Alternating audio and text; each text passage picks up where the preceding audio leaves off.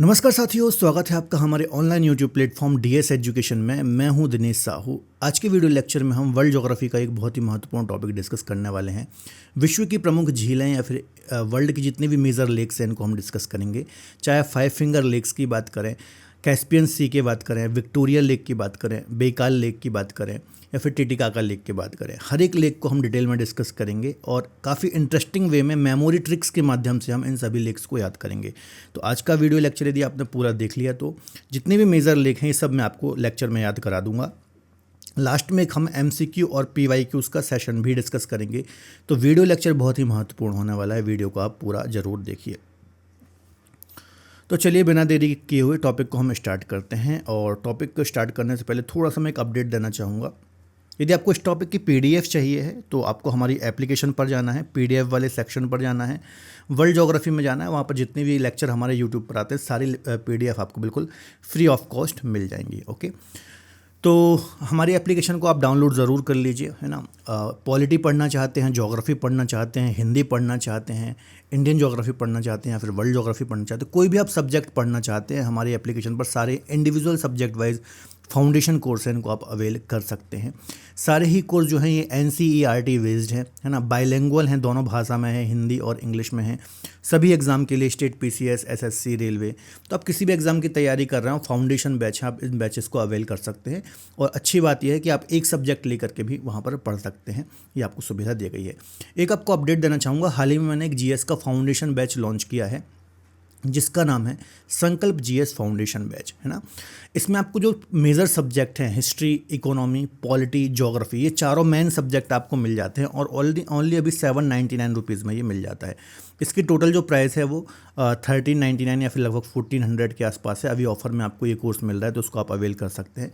कुछ समय के बाद इसकी जो प्राइस है वो बढ़ जाएगी और लगभग 999 में ये हमेशा आपको कोर्स मिलने वाला है, ठीक है। तो किसी भी प्रकार की क्वेरी के लिए आप इस नंबर पर भी कॉल कर सकते हैं।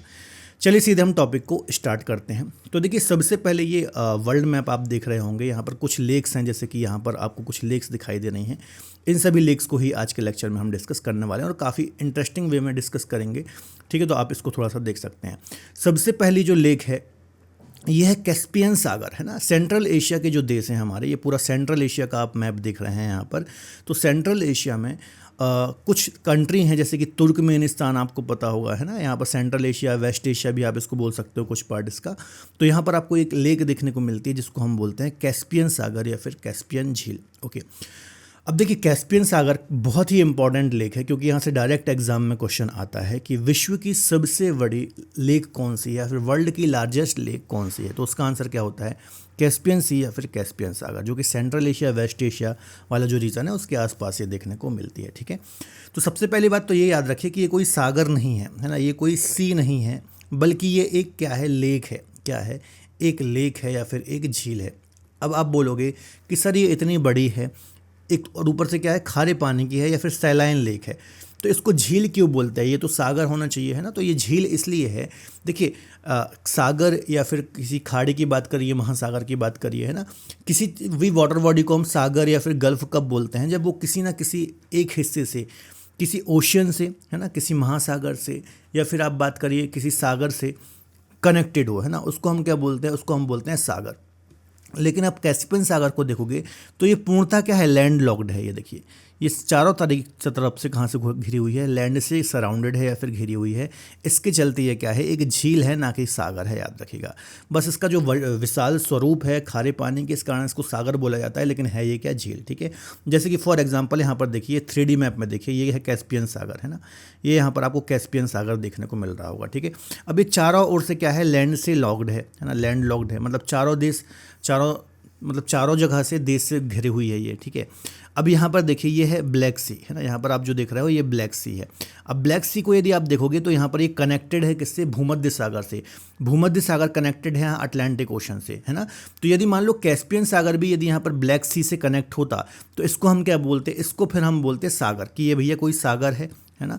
लेकिन चूंकि ये कनेक्टेड नहीं है, इसके चलते इसको हम क्या बोलते हैं, झील बोलते हैं, है ना। तो याद रखिएगा, यदि हम किसी को सागर बोल रहे हैं मतलब वो कहीं ना कहीं से किसी ओशन से या किसी अन्य सागर से जरूर कनेक्टेड होगा, है ना। तो सबसे पहला डाउट तो ये क्लियर हुआ कि इसको हम झील क्यों बोलते हैं। इसके अलावा एक पॉइंट याद रखना है कि ये विश्व की सबसे बड़ी झील है या फिर वर्ल्ड की लार्जेस्ट लेक है ना। 3,71,000, याद रखना 3,71,000 स्क्वायर किलोमीटर इसका क्या है, क्षेत्रफल है ना। तो चूंकि सबसे बड़ी लेक है तो इसका एरिया भी थोड़ा सा आपको दिमाग में रखना है। नेक्स्ट क्वेश्चन यहाँ से ये आएगा कि ये जो लेक है कैस्पियन सागर, ये किन किन देशों से सराउंडेड है ना। तो इसकी एक सिंपल सा मैंने एक कोड बना दिया है, क्योंकि एक कोड से ईजिली याद हो रहा है ना। TARIK है ना, तारीख से इसको याद रखिए। टी से यहाँ पर मैं लिख दे रहा हूँ, T for Turkmenistan, okay. A for Azerbaijan, okay. R for Russia, है ना। I for Iran. अब यहाँ पर I में आपको कंफ्यूज नहीं होना है, क्योंकि यहाँ पर ईरान के बगल में यहाँ पर इराक भी है ना, इराक भी है। तो यहाँ पर आपको कंफ्यूज नहीं होना है, ठीक है।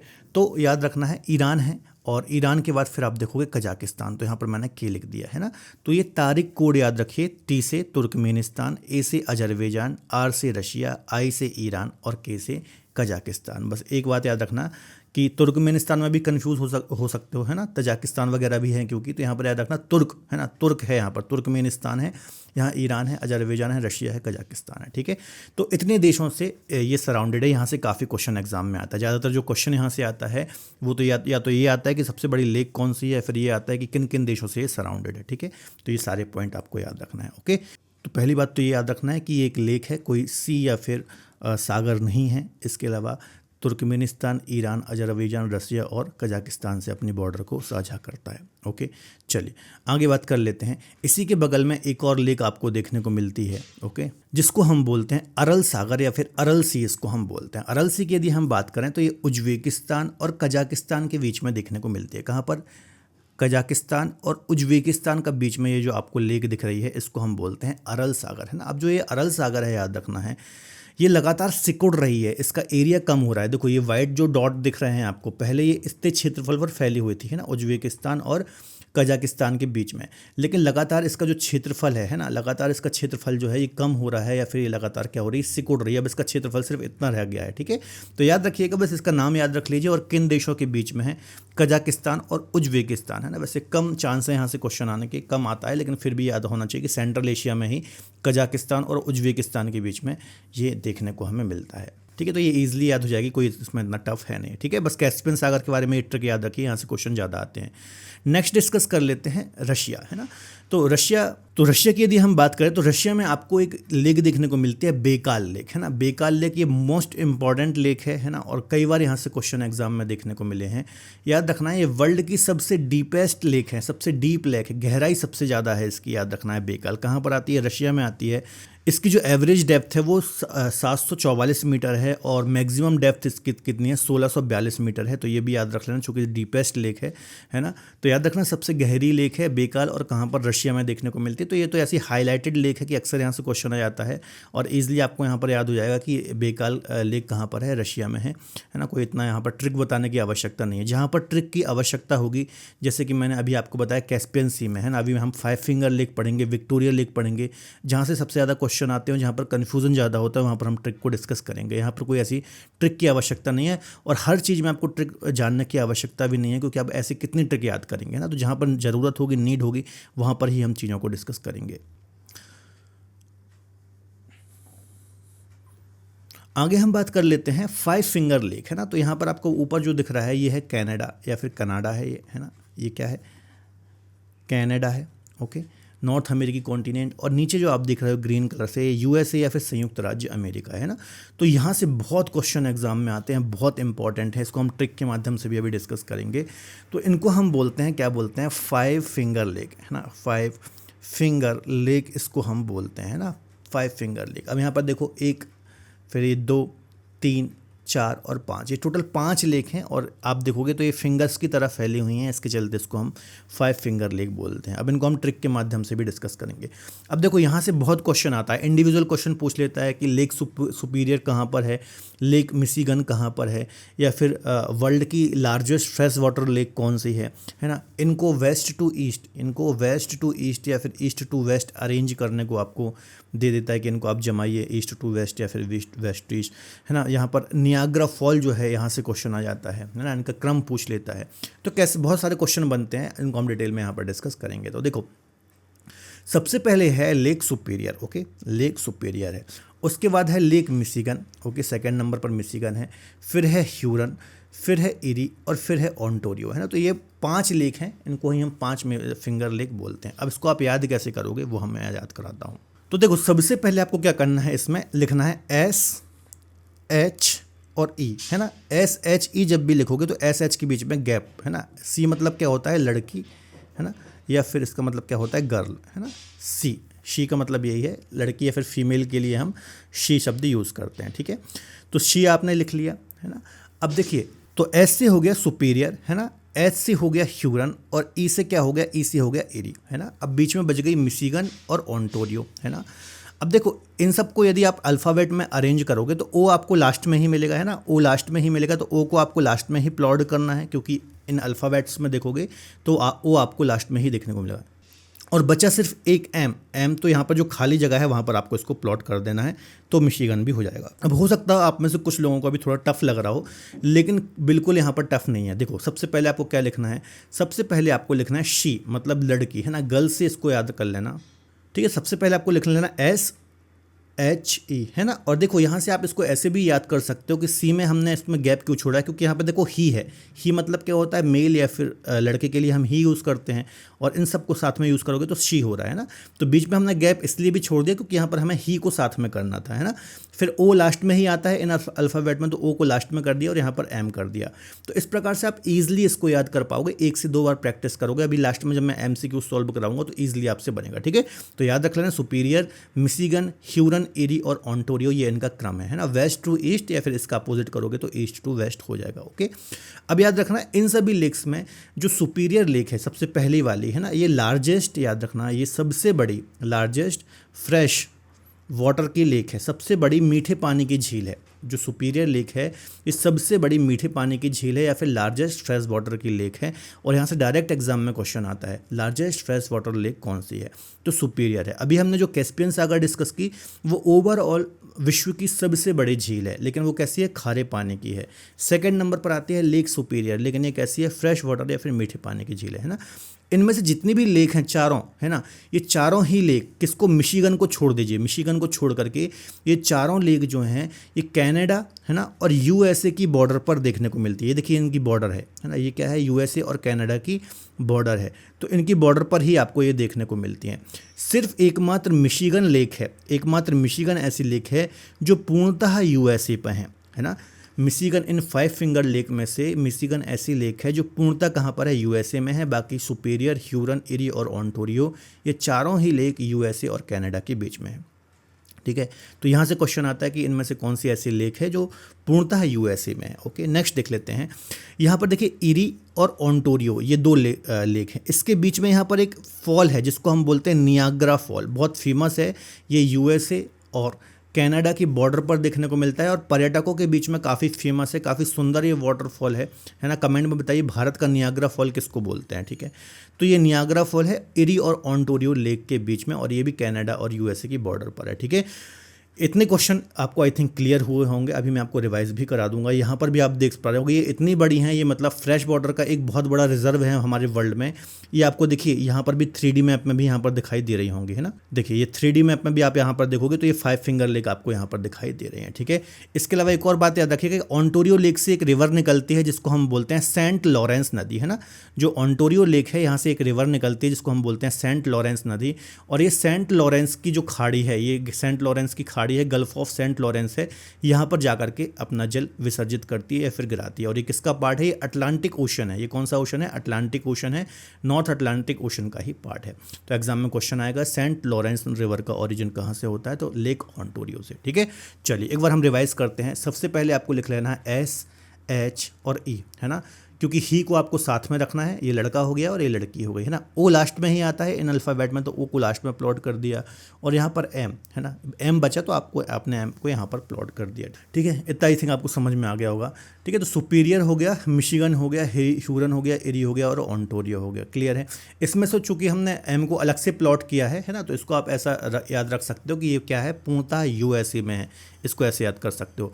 ओंटारियो बिल्कुल लास्ट में है, तो यहाँ से एक नदी निकलेगी जो कि सेंट लॉरेंस की खाड़ी अटलांटिक ओशन में गिरेगी, है ना। तो बस जनरल से हैं।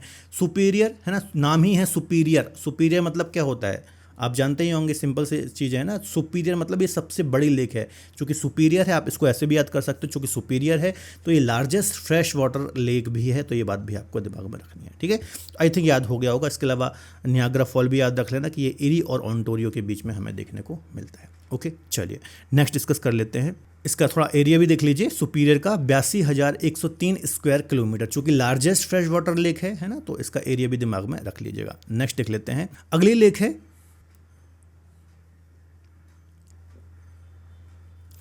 ठीक है। नेक्स्ट लेक जो है ये भी काफ़ी इंपॉर्टेंट है और ये आपको देखने को मिलेंगी कनाडा में, है ना। कनाडा का जो ये वाला क्षेत्र है, यहाँ पर आपको ये सारी लेक देखने को मिलेंगी। सबसे ऊपर है, यहाँ पर भी ऐसा आता है क्वेश्चन कि नॉर्थ टू साउथ इनको आपको अरेंज करना है, ठीक है। सबसे पहले है ग्रेट बियर लेक, ठीक है। फिर है यहाँ पर ग्रेट स्लेव लेक, फिर है यहाँ पर लेक अथावास्का, फिर है रेंडियर और फिर है विनिपेग। तो ये काफ़ी इंपॉर्टेंट लेक हैं, कनाडा वाले रीजन में आती हैं, है ना, नॉर्थ अमेरिकी कॉन्टिनेंट में। यहाँ नॉर्थ टू साउथ या फिर साउथ टू नॉर्थ यहाँ पर अक्सर एग्जाम में क्वेश्चन देखने को मिल जाते हैं। तो इनको हम एक बार डिस्कस कर लेते हैं, ठीक है। तो देखो इनको भी अभी हम ट्रिक के माध्यम से ही डिस्कस करेंगे।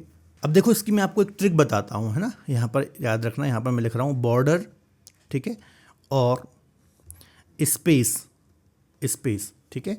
मैं हमेशा बॉर्डर और स्पेस में हमेशा अमेरिका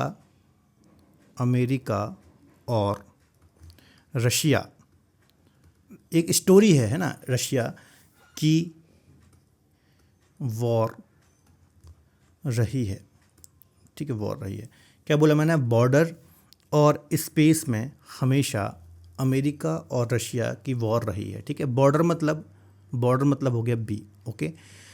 एस मतलब ग्रेट स्लेव, है ना, यहाँ से स्पेस से एस ले लिया। फिर अमेरिका का हमने ए ले लिया, है ना, अथावास्का हो जाएगा इससे।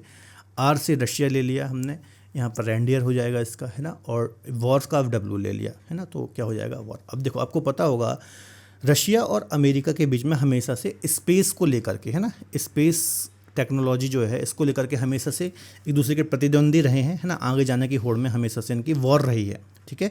तो याद रखना है जो इसके अलावा बॉर्डर आप जोड़ लीजिए, क्योंकि आपको पता है वैसे कोई हालांकि बॉर्डर को लेकर के कोई मेजर विवाद नहीं है, लेकिन कभी ये अलास्का रीजन जो है ये रशिया का हुआ करता था, इसने बाद में अमेरिका को बेच दिया। तो हालांकि बॉर्डर को लेकर के कोई ऐसा विवाद नहीं है, लेकिन ट्रिक के माध्यम से हम इसको याद कर सकते हैं, क्योंकि इनके डिस्प्यूट अक्सर चलते ही रहते हैं, वॉर चलती ही रहती है, ठीक है। तो ऐसा याद करिए, बॉर्डर और स्पेस में हमेशा अमेरिका और रशिया की वॉर रही है ना। तो आपको कुछ वर्ड ही याद रखना है, बॉर्डर, ठीक है, फिर स्पेस, अमेरिका, रशिया और वॉर, ठीक है। तो बॉर्डर से बी से क्या हो जाएगा, बी जो अल्फ़ाबेट है ना, इससे border b, Great Bear Lake, है ना। फिर स्पेस का एस हो जाएगा, तो स्लेव लेक हो जाएगा। अमेरिका मतलब अथावास्का हो जाएगा। रेंडियर रशिया हो जाएगा, है ना। और विनिपेग मतलब वॉर, ठीक है। तो ऐसे आप इजीली याद कर पाएंगे, और ये एक स्टोरी है ना, ये आप कभी भूलोगे नहीं, ठीक है, कभी भूलोगे नहीं, क्योंकि अक्सर कोई आप ट्रिक हमेशा ऐसे बनाओ इजी वे में जो आपको याद रहे। अब आपको पता है अमेरिका और यूएसए के बीच में हमेशा डिस्प्यूट रहता है, हमेशा कहासुनी होती रहती है ना। वो इसके खिलाफ कुछ बोलते हैं, वो इसके खिलाफ कुछ बोलते हैं। स्पेस में हमेशा एक दूसरे के प्रतिद्वंदी रहे हैं। तो ये ईजिली आपको याद रहेगा कि बॉर्डर और स्पेस में, बस आपको ऊपर नीचे नहीं करना है इन वर्ड्स को, है ना। तो बॉर्डर और स्पेस में अमेरिका और रशिया की हमेशा क्या रही है, वॉर रही है। तो बॉर्डर सबसे पहले तो ग्रेट बियर, फिर ग्रेट स्लेव, फिर अथावास्का, रेंडियर और विनिपेग, ओके। तो ये याद रख लेना, आई थिंक आपको याद हो गया होगा, ठीक है, कोई दिक्कत यहाँ पर आपको नहीं होगी, ठीक है। अब एक मेजर रिवर है जिसको हम बोलते हैं मैकेंजी रिवर, है ना। तो ये ग्रेट स्लेव्स लेक से निकलती है कुछ इस प्रकार से, और ब्लूफोर्ट सी में जाकर के गिरती है। कौन सी नदी है, मैकेंजी रिवर, है ना। तो याद रखना मैकेंजी रिवर है जो कि ग्रेट स्लेव से निकलती है और ब्लूफोर्ट सी में जाकर के गिरती है, ठीक है। बाकी मैंने आपको सारी जो लेक्स है ये डिस्कस करा ही दी। नेक्स्ट डिस्कस कर लेते हैं। नेक्स्ट जो लेक है ये अफ्रीका कॉन्टिनेंट की लेक है। इसमें सबसे पहली लेक है लेक विक्टोरिया, है ना। लेक विक्टोरिया की यदि हम बात करें तो ये बहुत इंपॉर्टेंट है, याद रखना है। ये सेकेंड लार्जेस्ट, है ना, second largest fresh water lake है ना। विश्व की दूसरी सबसे बड़ी मीठे पानी की झील है ग्रेट लेक विक्टोरिया। अब यहाँ से क्वेश्चन आता है कि किन देशों से ये सराउंडेड है। तो याद रखना, एक तो है केन्या, है ना, एक तो है केन्या, फिर है एक युगांडा, है ना, युगांडा, और फिर है एक तंजानिया, है ना, तंजानिया। तो ये 3 देशों से, युगांडा, केन्या और तंजानिया। तो इसकी एक कोड याद कर लो, KUT, केन्या, युगांडा, तंजानिया। ये इसका एक ट्रिक है, KUT, है ना। तो इन 3 जो मेजर ये कंट्री हैं इससे सराउंडेड है लेक विक्टोरिया। सेकंड सबसे बड़ी, दूसरी सबसे बड़ी फ्रेश वाटर या फिर मीठे पानी की झील है, याद रखना है। और यहाँ से एक लेक भी, यहाँ से एक नदी का भी ओरिजिन होता है जिसको हम बोलते हैं वाइट नील, है ना। यहाँ से एक नदी निकलती है वाइट नील इस प्रकार से, है ना। और यहाँ पर एक और लेक है टाना लेक, है ना। टाना लेक भी यहाँ पर आपको देखने को मिलती है इथोपिया के आसपास, ठीक है। यहाँ से एक ब्लू नील निकलती है, यहाँ से ब्लू नील निकलती है, और ये दोनों सूडान खार्तूम के पास मिलते हैं। और फिर यहाँ से इसको हम नील बोलते हैं, नाइल रिवर बोलते हैं, जो कि वर्ल्ड की लॉन्गेस्ट रिवर है। और फिर यहाँ पर मेडिटेरियन सी में जाकर के ये डेल्टा बनाती हुई गिरती है ना। तो याद रखना है, यहाँ से वाइट नील का ओरिजिन होता है, कहाँ से, लेक विक्टोरिया से, ठीक है। तो यहाँ से क्वेश्चन आएगा कि वर्ल्ड की second largest fresh water lake कौन सी है, तो लेक विक्टोरिया है। किन किन कंट्रीज़ में है, तो केन्या, युगांडा, तंजानिया, KUT, ये कोड याद रखो, ओके। इसके अलावा एक और पॉइंट है कि यहाँ से जो है ये एक, आपको पता होगा, विषुवत रेखा जो कि हमारी पृथ्वी को 2 बराबर भागों में डिवाइड करती है। तो विषुवत रेखा यहाँ पर आप देखो, ये उसका जो ऊपरी भाग है ये यहाँ से, है ना, ये जो है ये क्या है, इक्वेटर है, इक्वेटर है। तो इक्वेटर भी यहाँ से पास होती है। तो एग्जाम में ऐसा भी क्वेश्चन आता है, निम्न में से ऐसी कौन सी लेक है जिससे होकर के इक्वेटर पास होती है ना। तो ये सारे पॉइंट याद रखिएगा, बहुत इंपॉर्टेंट हैं। चलिए आगे बात कर लेते हैं। नेक्स्ट है लेक टाना। अभी हमने डिस्कस की, इथोपिया के अंतर्गत टाना लेक देखने को मिलती है, जहाँ से ब्लू नील ओरिजिनेट होती है। ब्लू नील चलती है, फिर सूडान जाती है।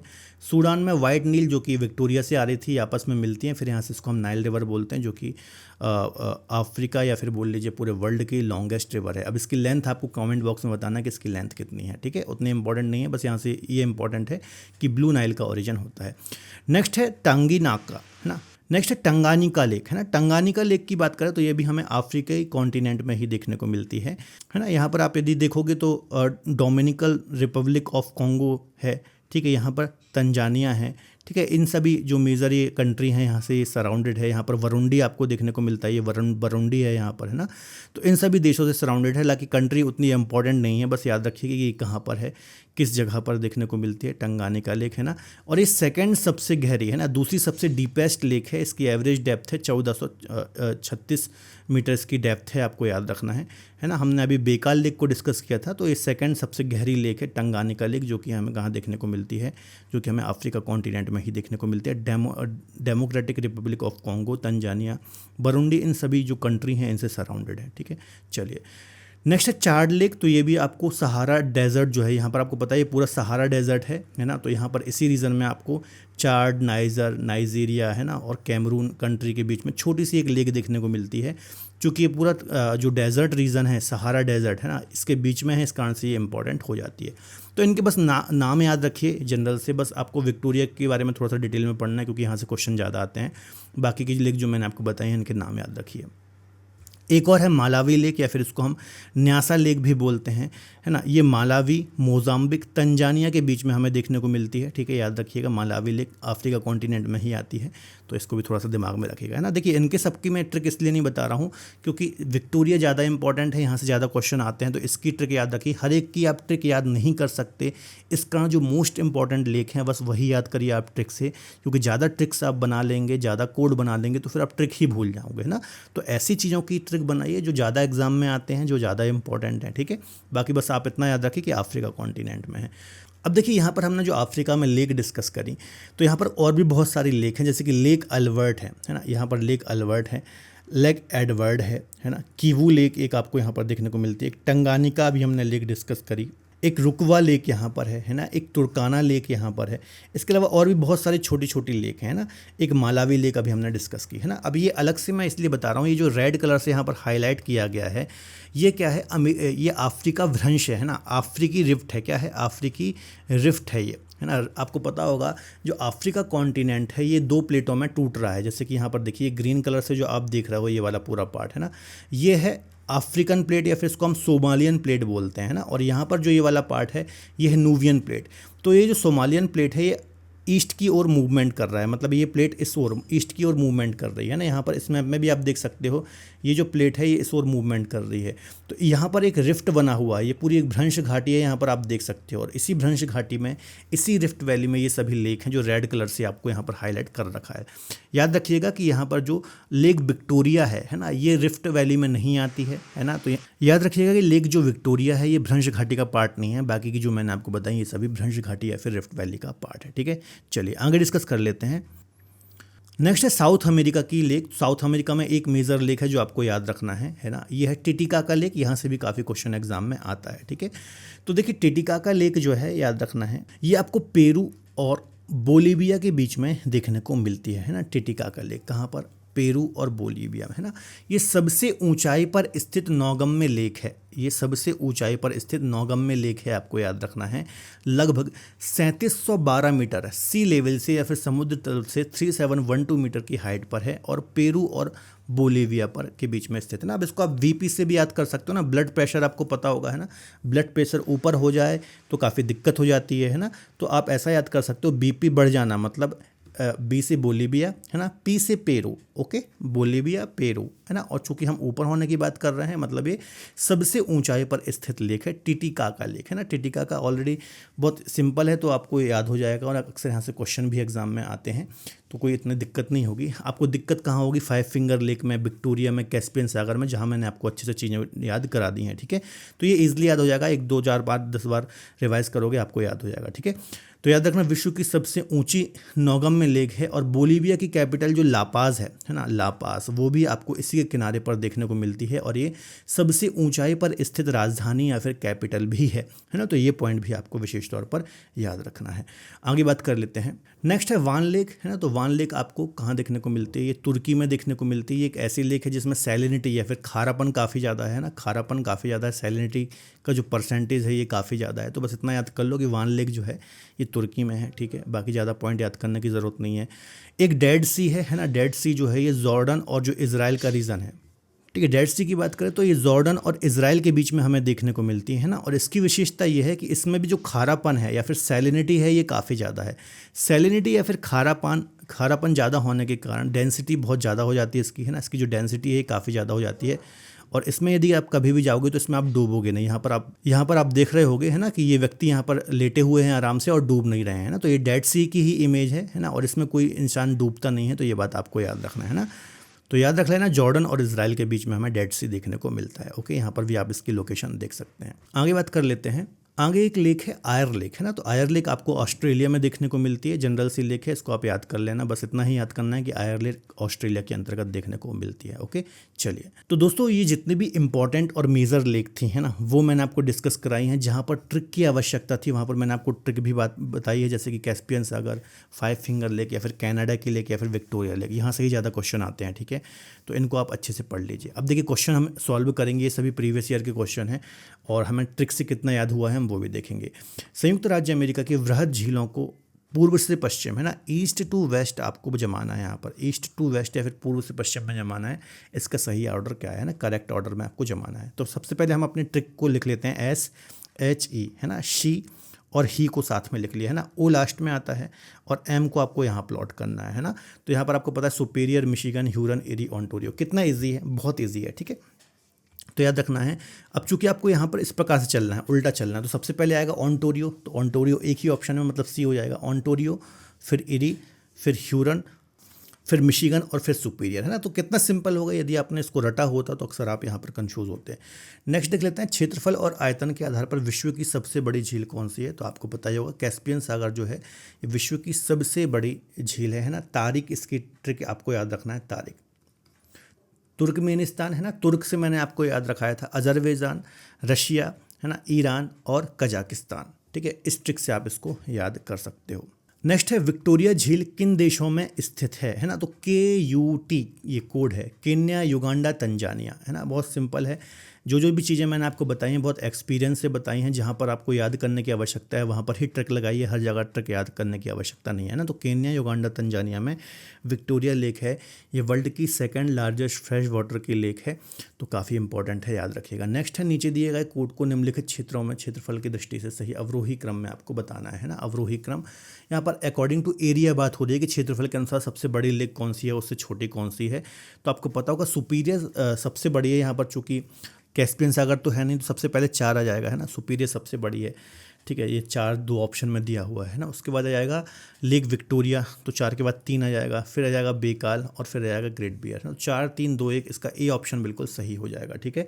इसमें से 1 2 के बारे में भी आपको पता है, जैसे कि पता है सुपीरियर सेकंड सबसे बड़ी फ्रेश वाटर है, फिर विक्टोरिया सुपीरियर सबसे बड़ी फ्रेश वाटर की है, Victoria second largest fresh water की है। तो ये 2 के बारे में भी आपको पता है, तो आप आराम से ऑप्शन तक पहुंच जाओगे। यहाँ पर देखो सारी लेक मैंने मेंशन कर दी। कैस्पियन सागर 3,71,000 स्क्वायर किलोमीटर, सुपीरियर का 82,000 स्क्वायर किलोमीटर, विक्टोरिया का 68,000 स्क्वायर किलोमीटर है। सबका एरिया यहाँ पर मेंशन है, इसको आप पढ़ सकते हैं। अगला है, कौन सी विश्व की सबसे गहरी झील है। ओके, डीपेस्ट लेक कौन सी है, तो बेकाल लेक जो है ये सबसे गहरी लेक है विश्व की, ये थोड़ा सा आपको याद रखना है, रशिया में आती है ये। ओके, तो याद रखना है।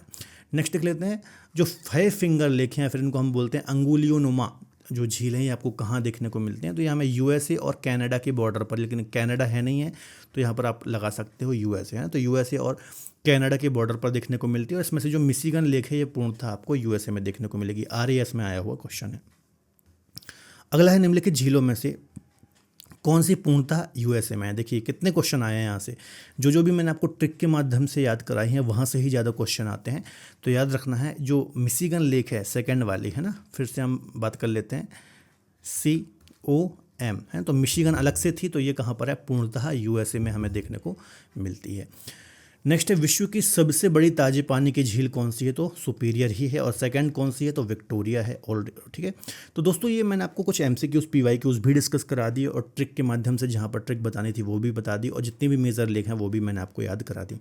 तो 1-2 बार अच्छे से आप नोट डाउन इनको कर लीजिए, नोट्स बना लीजिए, पढ़ लीजिए, आप कभी नहीं भूलोगे। ओके, चलिए, तो फिर से अपडेट देना चाहूँगा, यदि आपको इसकी PDF चाहिए तो बिल्कुल फ्री में हमारी एप्लीकेशन से मिल जाएगी। आप PDF वाले फोल्डर में जाइएगा, PDF के बाद वर्ल्ड ज्योग्राफी के फोल्डर में जाना, वहाँ पर आपको ये PDF मिल जाएगी।